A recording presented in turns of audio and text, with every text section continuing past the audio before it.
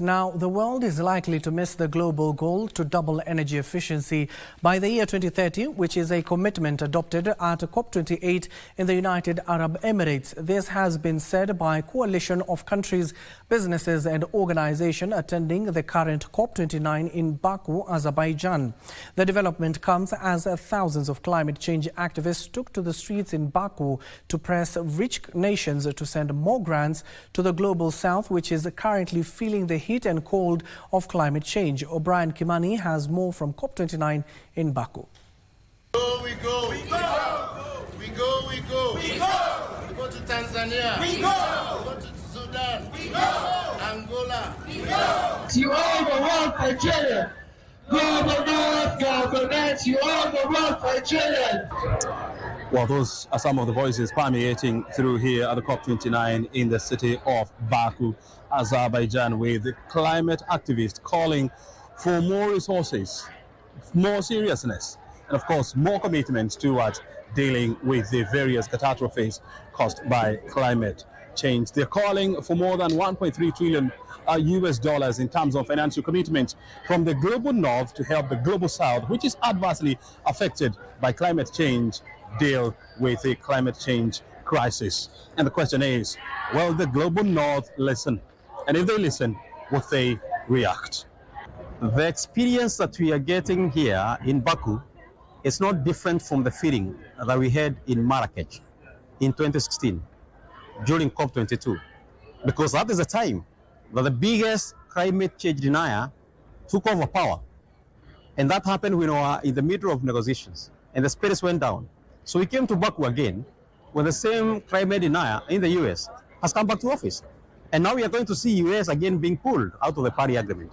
Now, if US accounts for about 20 or so % of the greenhouse gases emissions, what are we discussing if they are not on the table?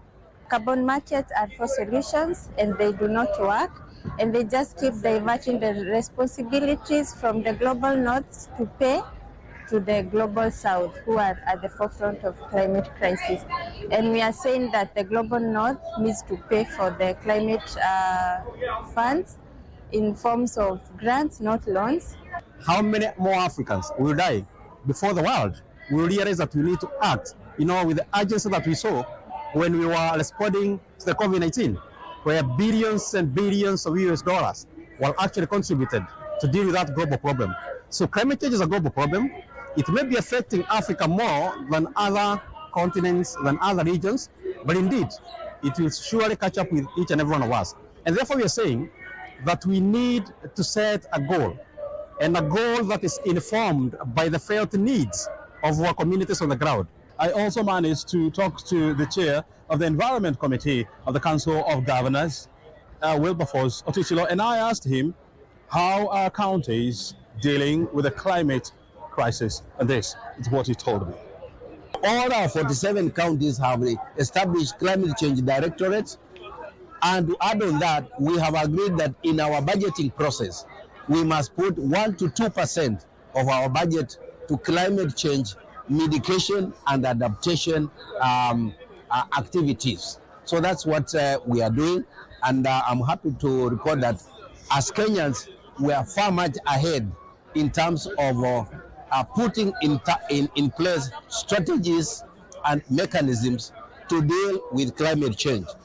Wilberforce Otichilo, the chair of the Environmental Committee of the Council of Governors, here giving us his perspective on how counties are dealing with the climate crisis. And he told me that they require about 62 billion shillings every year to deal with vagaries of weather caused by climate change. We'll continue to track all the conversations here and give you daily updates, because my name is O'Brien Kimani, and we're here at the COP29 in the city of Baku, Azerbaijan. Back to you in Broadcasting House.